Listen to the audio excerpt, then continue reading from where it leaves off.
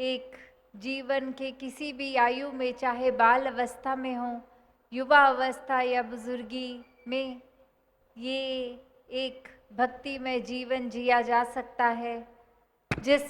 भी उम्र में है वहीं पे एक भक्ति की शुरुआत इस परमात्मा को जानने के बाद की जा सकती है। इतिहास में भी ये बहुत उदाहरण देखने को मिले जहाँ जिन्होंने वाकई ही वो जिज्ञासा से एक प्रेम अनुसार ये परमात्मा से ये दर्शन करके प्रेमा भक्ति का रास्ता लिया, वो वाकई ही फिर अपने जीवन में हर परिस्थिति में शुक्राना भाव रखते हैं। वो सिर्फ और सिर्फ परमात्मा का नाम इसलिए ही लेते हैं क्योंकि परमात्मा से प्यार है, ना कि इसलिए कि कोई भय के कारण कि परमात्मा कुछ छीन लेगा या फिर परमात्मा कोई कष्ट दे देगा। नहीं, ये तो मीराबाई का एक जिक्र लें या कोई भी भक्त का, ये प्रेम में झूमती रूह इसलिए ही कि परमात्मा हिस्से आ गया। और अब किसी भी स्थान पे हों, कहीं भी कुछ भी करते समय ये परमात्मा का एहसास ही इस रूह को फिर ये भजन भी गवा रहा है, एक नृत्य भी करवा रहा है, ये कविताएं भी लिखवा रहा है। तो एक ये परमात्मा के प्रति प्यार, ये निराकार के प्रति प्यार ही है जो वाकई ही प्रेमा भक्ति का सार के एक लगन रहकर एकमिक हो के ये ओत प्रोत मामला। और फिर इसी भक्ति में जिन्होंने जीवन जिया, उनका जीवन वाकई ही संसार के लिए वरदान बन गया। और जिन्होंने इस सच्चाई, इस परमात्मा से अपना मुख मोड़ा, उनके हिस्से तो फिर कुछ भी नहीं आया। जीते जी भी सुख चैन अमन शांति से कोसों दूर रहे और ये मुक्ति की प्राप्ति भी नहीं। और यही संत चाहे आर्थिक अवस्था हो ठीक ना हो तो भी हर पल में शुक्राना करते गए और जीते जी हर पल में परमात्मा का दिया एक शुक्राना भाव ही, उसके प्रति प्यार ही। तो ये निराकार से प्यार करने वाले वाकई ही भक्त हैं। और हर एक के जीवन में ये भक्ति प्यार में रची हुई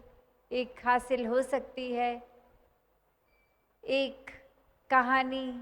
जो दासी को याद आ रही है कि कैसे एक बटरफ्लाई, एक तितली जो कि इतनी खूबसूरत और हर कोई उसकी प्रशंसा कर रहा है, और वहीं एक बिच्छू, एक स्कॉर्पियन, ये भी एक उसी प्रकार मुंह पे उस तितली को बहुत अच्छे शब्द बोल रहा है, प्रशंसा कर रहा है, तुम्हारे पंख इतने सुंदर। और जैसे ही वो तितली ने अपने पंख उसको और उड़ने के लिए फैलाए और उस बिच्छू के पास और नज़दीक आ गए वो पंख, और उस बिच्छू ने तो उसी पल अपनी असली एक जो स्वभाव है उसी के अनुसार उसको डस लिया। तो बात क्या हुई कि ये मुंह पे तो प्रशंसा उस बिच्छू ने भी की, पर कर्म रूप में उसने क्या किया। वाकई ही अगर ये तितली के प्रति ये एक जो सुंदरता का जिक्र हो रहा था या प्रशंसा हो रही थी, तो कर्म वो डसने वाले ना रहते। तो यही अब अगर हम भक्तों की बात फिर से जोड़ें तो यही सामने आता है कि संतन के मन रहत है सबके हित की बात, घट घट देखे अलग को पूछे जात ना पात। कि कैसे संतों ने हमेशा सबको एक साथ एक समान दर्जा दिया, सबका सत्कार किया, सबको साथ लेके आगे बढ़े, सबके जीवन में परमात्मा हो, बस इसी प्रयास में अपने जीवन को भी लगा दिया। मुंह पे सिर्फ अच्छी बातें और पीठ पीछे जहर पहुंचाने का काम नहीं किया। तो जहाँ जो इंसान इस कहानी में जैसे वो बिच्छू वाले कर्म कर रहे हैं कि मुंह पर तो तारीफ और फिर मौका देखते ही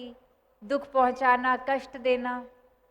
तो ऐसे इंसानों की तो भक्त श्रेणी में गिनती नहीं होती।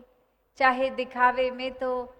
सब दिखा देंगे कि हाँ हम तो परमात्मा में मानते हैं, हम तो सत्संग भी आते हैं, एक हमारे कर्म तो कितने सुंदर हैं, हम तो समाज में दान पुण्य का काम भी कर लेते हैं,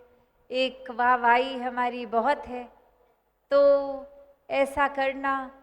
और साथ ही एक कर्म रूप में फिर छल कपट से किसी की धन को छीनना, किसी के शरीर को कष्ट पहुंचाना, किसी की मानसिक स्थिति खराब करनी, तो ऐसे फिर वो चाहे कितना भी एक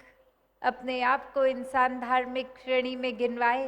पर असल में वो भक्त श्रेणी से तो बहुत ही दूर है। तो जीवन में अनेक उदाहरण हैं, इतिहास में भी आज भी, कि एक जीवन को कैसे जिया जा सकता है। तो ये चुनाव अब हमारा कि एक वरदान रूप, एक फरिश्ता रूप जीवन को भक्ति में जीकर जिया जाए, या फिर एक शैतान रूप का भी जीवन। यही इंसान के शरीर से ऐसे भी उदाहरण देखे गए हैं कि काया तो वही इंसान की, शक्ल आकार भी वैसा, पर ये एक नियत, एक जीवन में व्यवहार, एक इंसान की ये जो एक व्यवहार रूप कह ले, तो इसी में ये फरिश्ता और जानवर से भी बदतर शैतान रूप ऐसे दोनों जीवन पाए जाते हैं। तो संतों ने हमेशा कैसा जीवन जीना सिखाया, तो बहुत ही स्पष्ट, हर कोई जैसे आज भी सत्संग में वही बात करके गया कि एक संत के मन में तो हमेशा पीड़ा रहती है कि हर किसी का उपकार होता जाए। ये आत्माएं चाहे इतने समय से शरीर बदल रहे हैं, योनियां बदल रहे हैं, अब मानव शरीर में आए हैं तो पूरा लाभ हो, जीते जी भी एक मानवीय गुणों से युक्त प्यार का सहारा लेते हुए एक सहनशील, विनम्र, करुणा, दया इत्यादि सारी अच्छाइयों को साथ लेकर चले, और इस परमात्मा को जानते हुए वाकई ही इंसानियत रग रग में आ जाती है, श्वास श्वास में आ जाती है, और फिर जीते जी ही ये मुक्ति, और मौत होने पे भी ये मुक्ति। तो फिर हर पल में ये बंधन से मुक्त की बात है, भ्रमों भुलेखों से दूर रहकर जीवन जिया जाता है। ऐसा ही भक्तों ने खुद भी जीकर सिखाया और संदेश भी दिया, और ऐसा ही जीवन हर किसी के हिस्से आ सकता है। तो जहाँ हमेशा निराकार को, परमात्मा को प्राथमिकता बनाकर जीने की सिखलाई ही मिली है भक्तों द्वारा, ऐसा ही जीवन हर किसी के हिस्से आए, सेवा, सुमिरन और सत्संग के भावों से युक्त, एक मन को खाली करके, अभिमान में नहीं, दिखावा रूप नहीं, वाकई ही समर्पित भाव से संसार की सेवा हो। एक मन को दातार के साथ जोड़कर ये सिमरन रूप 24 घंटों का रहे, और सत्संग में आने के लिए ये सत्य के साथ नाता, ये संत रूप, सभी एक दूसरे को ये जो शिक्षाएं रूप मिलती हैं, तो इसके प्रति मन हमेशा एक आकर्षित रहे। तो संसार में जहाँ जीवन मिला है, एक घर परिवार इत्यादि समाज में रहते हुए भक्ति करनी है, समाज से, घर से नाता तोड़ के नहीं, एक हर एक पल में अपने कर्तव्यों का पालन करते हुए, चाहे स्कूल, कॉलेज, कामकाज जैसे भी जीवन के पड़ाव में है, हर एक चीज़ को साथ देखते हुए कि ये भी परमात्मा ने ही दिया है, तो पूरा पूरा ख्याल वहाँ भी, और मन ये सारा काम करते हुए भी परमात्मा में ही लगा रहे अगर ये लगन, तो वाकई ही सब बहुत सहज हो जाता है जीवन में। तो ऐसा ही जीवन हर किसी के हिस्से आए। ये ब्रह्म ज्ञान की दात से परमात्मा ये निराकार जीवन में हासिल करके फिर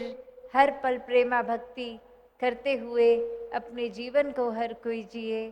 सत्संगत जी, धन निरंकार जी।